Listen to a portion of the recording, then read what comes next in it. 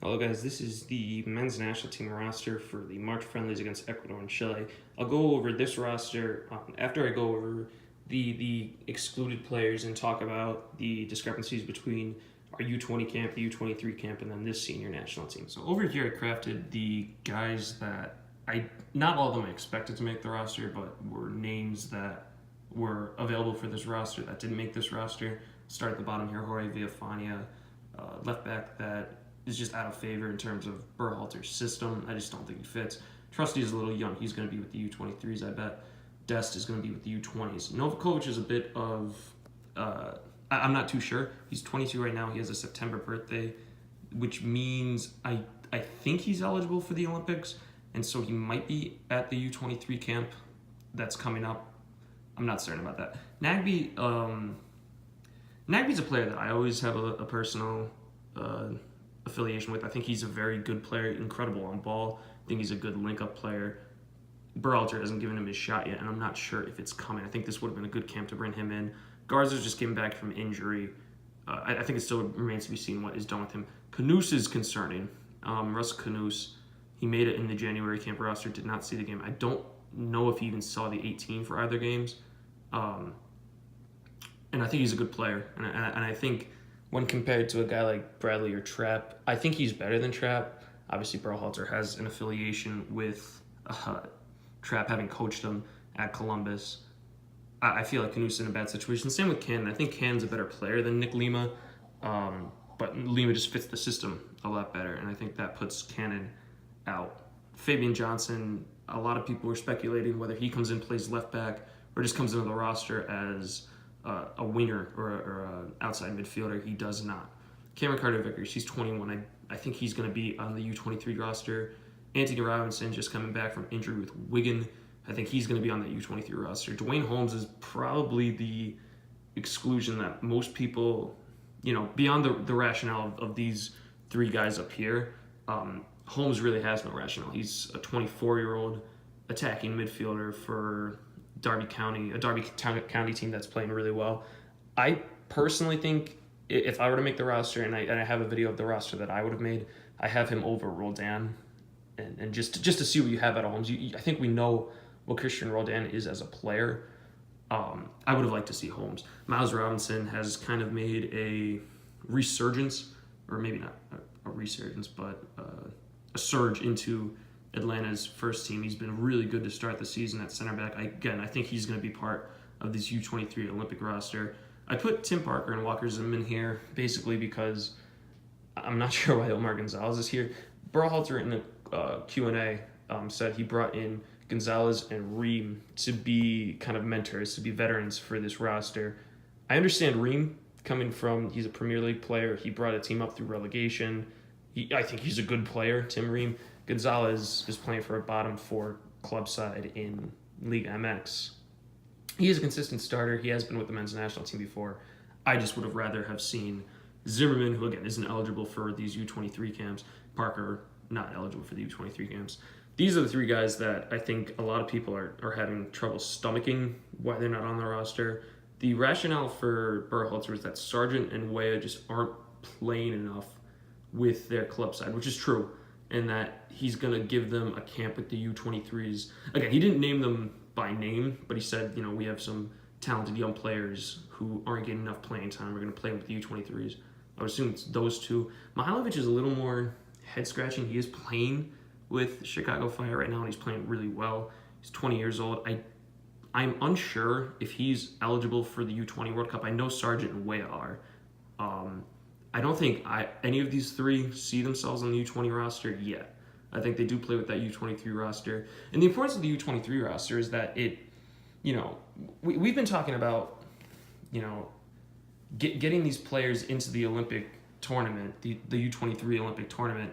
It's saying that it's a really good tournament to see progress, to see development of your young players, to then make it to the senior national team. But we haven't been putting our best players on the U23 side. And I think Berhalter's trying to change that. And so that's why this roster looks different than I think we expected, because we are sending these guys onto the lower, the sides, to the younger sides. I think it's definitely interesting. I think the one thing that they could have done is when they released this roster, just release the U23 and the U20 roster as well. It would have made the confusion of not seeing these two, or at least these two, especially Sergeant Weah's names, a little bit more understandable, but they didn't. And I think a lot of people are, teeing off on this roster. Rightfully so in some parts, but I think it's not the worst roster I've ever seen.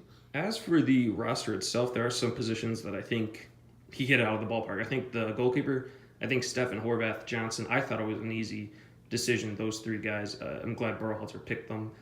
Midfield, for the most part, I'm very satisfied with. There's 4 players that are eligible for the Olympic roster that were picked. And the way that I looked at it is, if these guys, Sergeant Weah, if they're not making it, then the guys that are making it from the U23 side, that are under 23 or under 20, they have to be impactful on the team. And I think 3 of the 4 of them are clearly impactful on the team: Pulisic, McKennie, Adams. I think we'd be rioting if one of these 3 guys were left off the roster. But also Jonathan Lewis was brought on, and I think people are kind of scratching their heads on that one. I'm scratching my head a little bit on it. He was very good as a sub the first time around in January camp. So maybe that's Berhalter's rationale. I don't know. I'm worried. Here's what I'm worried about. I'm worried that we have Bradley playing. Pulisic is playing at the 10 behind the striker, and Lima is playing at right back, and we have to bench McKennie or Adams. I think,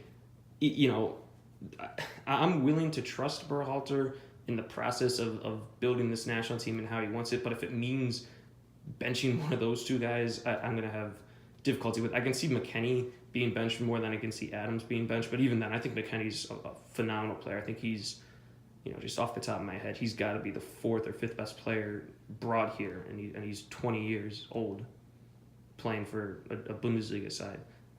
Left back, right back are where you're going to have your questions from really everybody on the men's national team, in the circles, in the who follow the men's national team. Bringing back Lovitz is, I don't want to say it's a cop-out, but it's something that I think a lot of people are, not too happy about. Lovitz wasn't terrible for the January camp roster.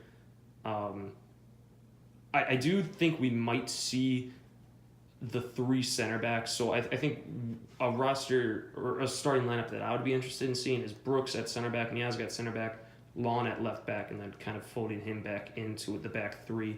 I think that makes sense. Right back, you have Yedlin and Lima. Lima brought in, presumably, and looking at the rest of this roster, to run the same system that was run against Panama and Costa Rica, which then makes me question what Yedlin is doing here. The only thing I can think of is just pedigree talent. That's you got to bring him in. And I said this in my previous video, is that Yedlin is a talented enough player that I think he warrants, trying to integrate him into the system, even if it means mixing your system up a little. That remains to be seen here. He's on the roster with Lima. He's going to be in camp, I think, running the same position that Lima was. That's going to be interesting to see.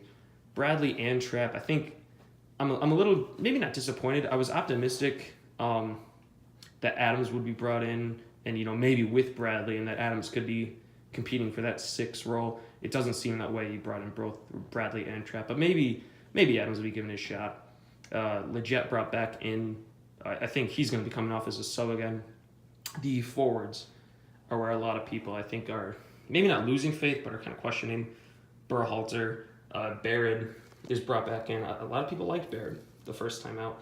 Morris is brought in after injury. He was brought in as kind of like a spectator in January camp. He is too old to be on the Olympic roster. I think he's 24 now, so this call-up makes sense. I don't think he's better than Weah. Even if you just brought in Mihailovic and brought Leggett over to the right side, or the guy that I'm kind of interested as to why he wasn't brought in again. He wasn't even on this list. I'm just thinking about him now as Jeremy Bobasay, because I thought he played okay out wide here, and I think Areola was a guy that you really couldn't not bring in. I thought Lewis was curious, but I'm a little, maybe not disappointed. I'm just a little curious as to why Bobasay wasn't brought in. Although again, maybe he's part of that U23, that ominous U23 roster that I don't have in front of me right now, that I'll probably, if it entails the players that I've been naming, I'm probably going to have to make a separate video on that as well. Zardes, who scored a brace for Columbus. Christian Ramirez, who I think he's been doing okay for LAFC. LAFC have been great in 2 games so far. Ariel is a good player. Lewis is a good player. It's just, I don't know. I think this is kind of... People are getting flashbacks to Arena and Saracen, especially Arena, really, with just the MLS stalwarts. The problem was with Arena, that was during qualification, whereas Berhalter, this is prior to his first Gold Cup, over 6 months prior to his first qualifying game. He's still feeling out the pool a little bit, and I think feeling out the MLS guys is not the worst thing to do. I don't disagree with seeing these front 6 MLS forwards again, but I don't know. There's part of you that wants to see a guy like Romain Gall called in, or a guy like, obviously, Dwayne Holmes called in, or I was really rooting for Novakovic to get a shot. And Bobby Wood, the guy that's been out of form as of recent, but, does he fit into the system? These are all questions that I think we had. We're not going to see answered, but we're going to see questions answered to different questions as to whether or not any of these 6 guys who at various points, I guess besides more, so any of the 5 guys up front, and if you want to include Leggett and even Bradley, guys that we saw in January that played well and have continued form into the MLS season. Ariola's played really well. Baird's played really well. Zardes has played really well. We want to see if they're able to compete with the likes of a CONMEBOL team like Ecuador or Chile when they have their full arsenal of international talent as well. It's going to be interesting. I think where Pulisic plays, I do think this is where Pulisic is going to play. I don't think he's going to play in that tenor where Mihailovic was playing, where Leggett played when he came off the bench. It's going to, again, I do want to see these U23 and U20 rosters just to kind of put this roster into context. Do I think we can win with this roster? Absolutely. Do I think we could have, moments where we're regretting leaving some of these guys off the roster? Yes, but it's part of the bigger plan of, going to Gold Cup, performing at Gold Cup, qualifying for the World Cup, doing good at the World Cup. I think that has to be the goals.